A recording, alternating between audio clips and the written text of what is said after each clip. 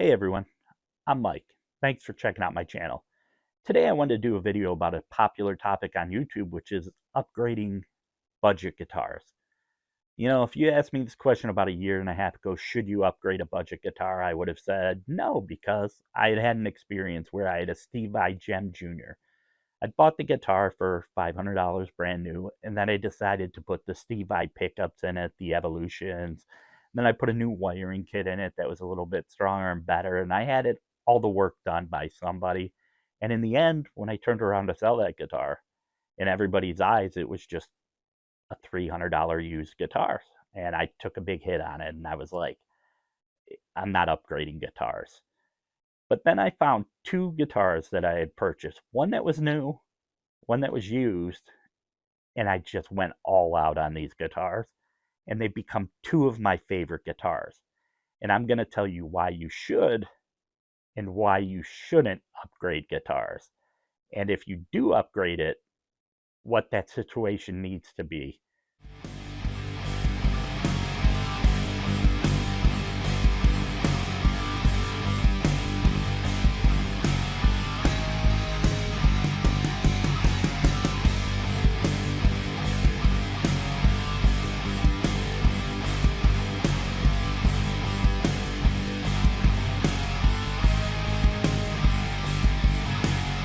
All right, so here's the first guitar.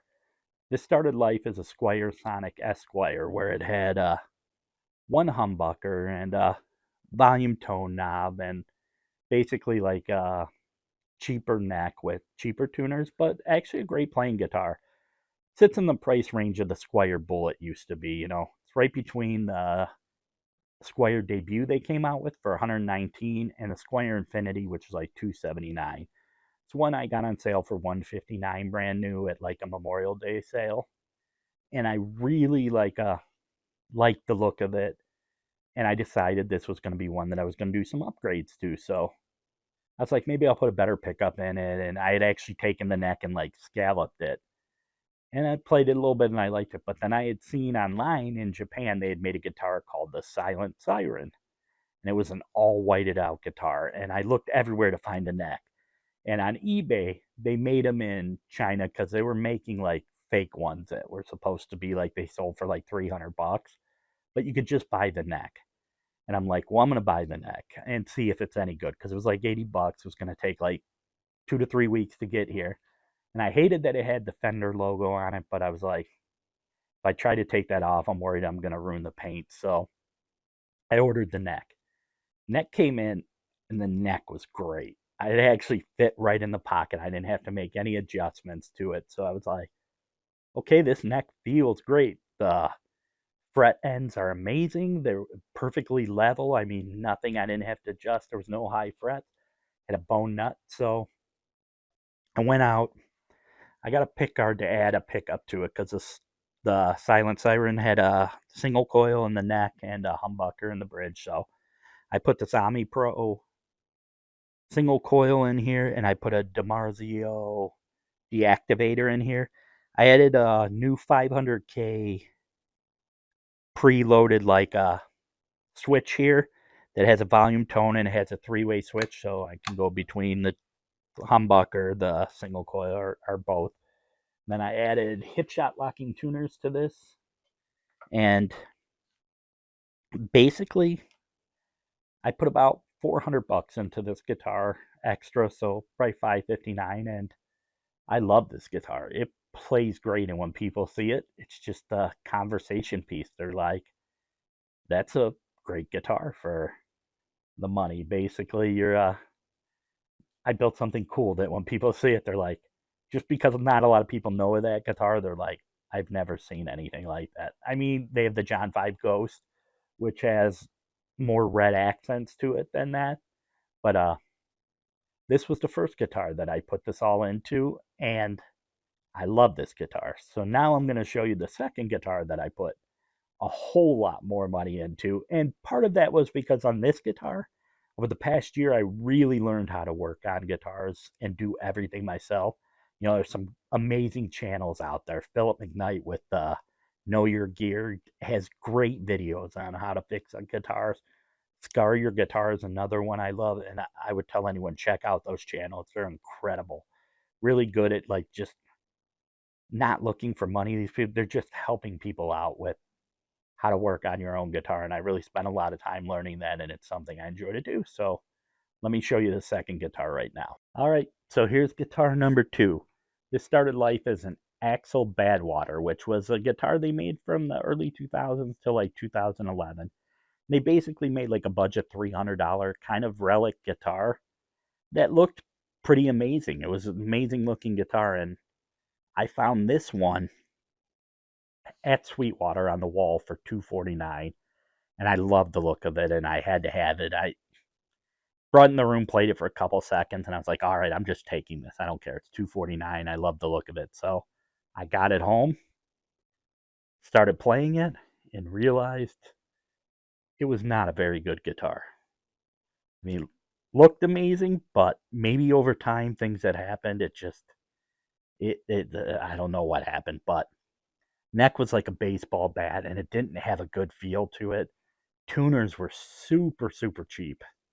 Not good tuners at all. The wiring was like making noise when I would turn the volume and do stuff, and it just didn't sound good. The bridge was real cheap and wasn't holding tune well, so I decided, okay, I'm gonna cut my loss. Let me see what I can go get for this guitar. So went up Guitar Center. I thought I may get something else, and I brought it there, and the guy's like, we could basically give you like 75 bucks on it. We'll sell it for like 150.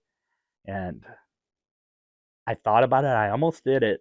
And then I was like, you know what? No, I just paid 250 for this. I'm going to bring it back home. Maybe there's something I can do to it. So got it back home. I called my luthier friend. And I said, hey, thinking about upgrading this guitar. So first thing I did was get a DiMarzio Super Distortion because I really like the Alnico pickups that are in the neck and the middle section. So I get the Super Distortion and bring it to him. He opens it up and he's like, you have to look at this. The pots were maybe the worst pots I've ever seen.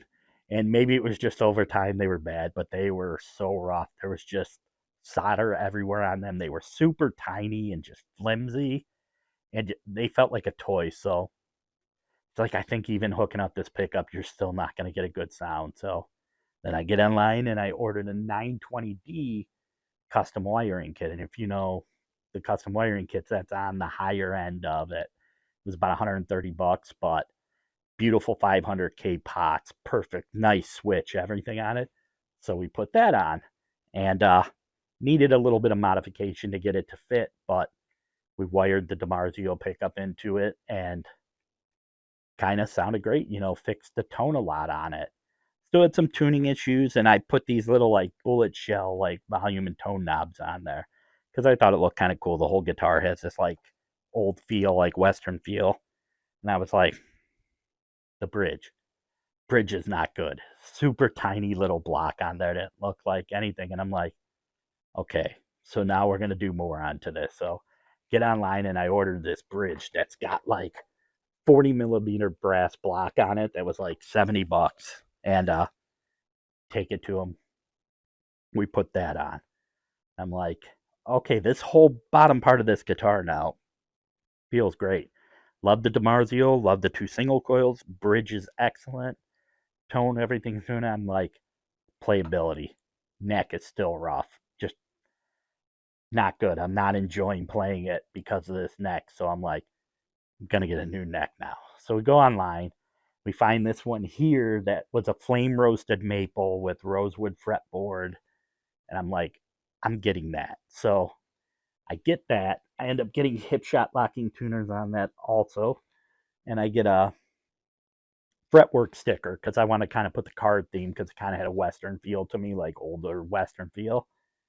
And the body was so weird and off that the pocket just was a nightmare for the work that he had to do to get this neck on here and make adjustments.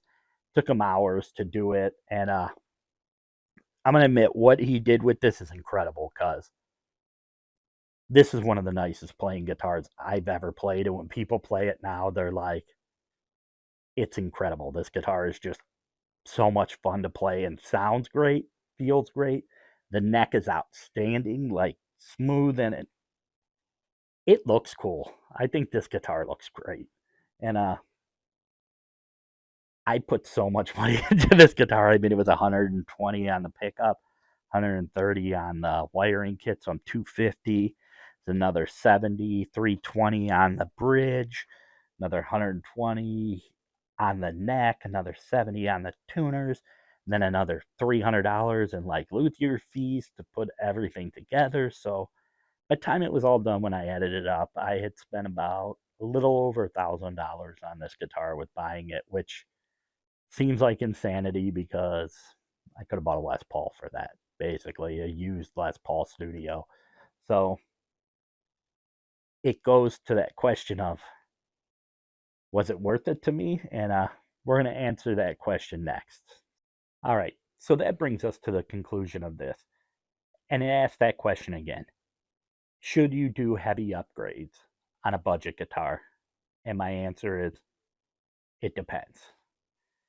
If you're making a guitar that's custom for you, that has every specification you want, doesn't matter what you put into it, because you're going to have that guitar for the rest of your life. You're going to play that guitar and you're going to love that guitar because it's something that you did the work into. You created something, and every day that's an extension of you. So I would say if you're keeping the guitar, doing that, it's absolutely worth it. 100% worth it. I love these guitars to the side of me, especially even the Silent Siren, because I did all the work on that. The other one, I had a luthier put the parts in, but I still picked out all the parts, and I love the whole story of how I got it at Sweetwater and just kept adding to it. I almost sold it at a point, but then it became this whole new thing to me, and I record with this guitar all the time, and I love it. So to me, yes, on those kind of guitars. The other side is, if you're doing it to make money, absolutely not, because you will drop a whole bunch of money and lose a whole bunch of money. Nobody's going to give you what you put into that guitar. They don't care about the story. They're not going to care about how it feels to you. All they would see in that guitar is that it started life as a Squier Sonic, and that's a $159 guitar. A couple upgrades. So they'll give you a little bit more money you can make on it, but you're just going to have done a whole bunch of work and come out with less money than when you started. So I would say it's a simple decision. You want something you're going to keep forever? Do it. If you're looking to make money, don't do it.